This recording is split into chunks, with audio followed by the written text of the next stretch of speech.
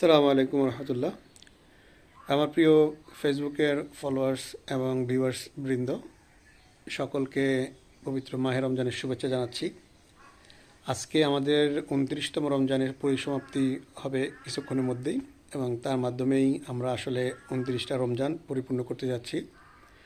So আমরা আজকে এই রমজানের ২৯তম রমজানের ইফতারের পরেই কিন্তু আমরা চাঁদ দেখার চেষ্টা করব এবং চাঁদ দেখব।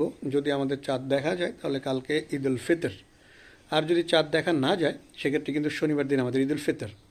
আগামীকালকে চাঁদ দেখা নিয়ে আর কোনো উৎসব ব্যাপার থাকবে না, কারণ আরবি মাস ২৯ অথবা ৩০ দিনের হয়ে থাকে।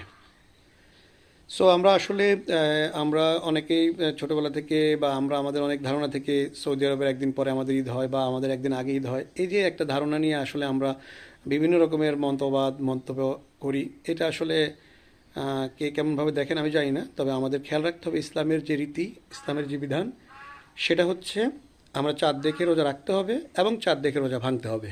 সুতরাং কথা হচ্ছে একটাই, আমাদের যে চাঁদ দেখার বিষয়টা রয়েছে সেটার জন্য আমাদের ইসলামিক ফাউন্ডেশন, আমাদের ধর্ম মন্ত্রণালয় এবং আমাদের যারা বুজুর্গানের দিন রয়েছেন, যারা আমাদের আলেম ওলামা এবং বিজ্ঞ ব্যক্তি রয়েছেন, তাদের কাছে অনুরোধ থাকবে চাঁদ দেখার যে প্রসিডিউরটা, চাঁদ দেখার যেই একটা পদ্ধতি, সেটা যেন স্বচ্ছ থাকে এবং সেটা যেন নিয়মতান্ত্রিকভাবে হয়ে থাকে।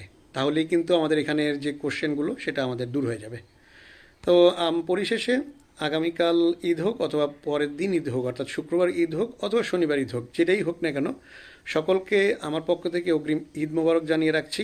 এবং যারা আমার সাথে আমার এই পেজের সাথে সম্পৃক্ত রয়েছেন বা আমার এই ফেসবুকে বা আমার ইউটিউবের সাথে যারা সম্পৃক্ত রয়েছেন, তাদের সকলকে আন্তরিকভাবে অভিনন্দন এবং মাহে রমজানের বিদায়ী একটি শুভেচ্ছা এবং পবিত্র ঈদ উল ফিতরের অগ্রিম শুভেচ্ছা জানিয়ে রাখলাম।